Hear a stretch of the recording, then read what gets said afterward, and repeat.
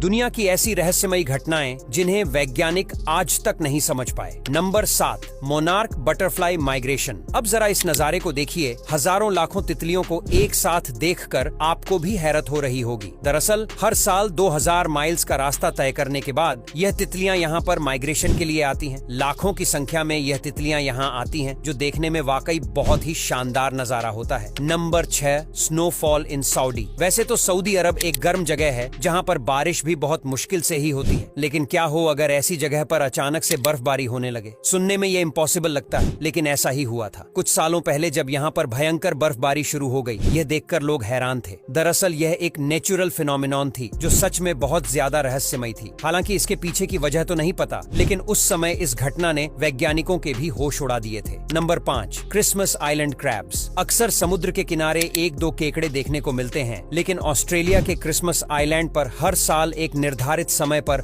लाखों की संख्या में लाल केकड़े दिखाई देने लगते हैं, जो समुद्र की ओर आते हैं और अंडे देते हैं।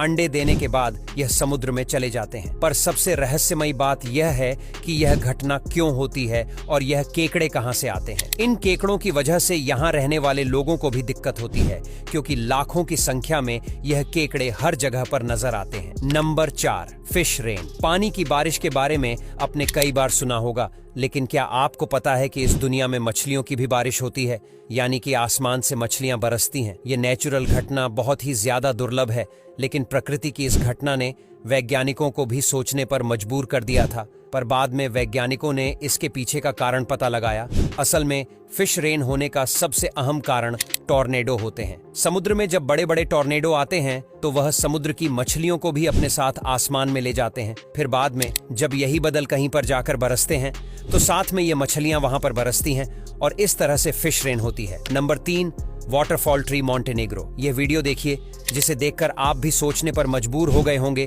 कि आखिर एक पेड़ से झरना कैसे बह सकता है। पर हम आपको बता दें कि इसके पीछे जो कारण है वह बहुत ही ज्यादा सिंपल है। वैसे तो ऐसा दुनिया भर की कई जगहों पर देखा जाता है कि पेड़ में ही वाटरफॉल बहने लगता है, और ऐसा ज्यादातर बारिश के दिनों में होता है। इसके पीछे के कारण की बात करें तो जब बारिश होती है तो जमीन में पानी का लेवल बहुत ज्यादा बढ़ जाता है, और कहीं कहीं पर यह पानी का लेवल इतना ज्यादा बढ़ जाता है कि पानी ऊपर की ओर प्रेशर करने लगता है, और तब जाकर यह नेचुरल फिनोमिनन जन्म लेती है। जब पानी ऊपर की ओर प्रेशर करता है तो यह इन पेड़ों से होते हुए ऊपर आता है और पेड़ के खोखले हिस्से से बाहर निकलने लगता है, जिससे ऐसा प्रतीत होता है कि इस पेड़ से झरना बह रहा है। Number 2, ringing rocks. पेंसिल्वेनिया के पहाड़ों पर कुछ इस तरह के रहस्यमयी पत्थर मौजूद है जिनके बारे में किसी को कोई जानकारी नहीं है। ये पत्थर यहाँ कैसे आए और इनको यहाँ कौन लाया, कोई नहीं जानता। पर इन पत्थरों की खास बात वैज्ञानिकों को भी हैरान कर देती है। इन पत्थरों पर चोट मारने पर इनसे किसी म्यूजिकल इंस्ट्रूमेंट की तरह आवाज आती है, यानी कि इन पत्थरों की मदद से म्यूजिक भी बनाया जा सकता है, जिसे अभी आप सुन सकते हैं।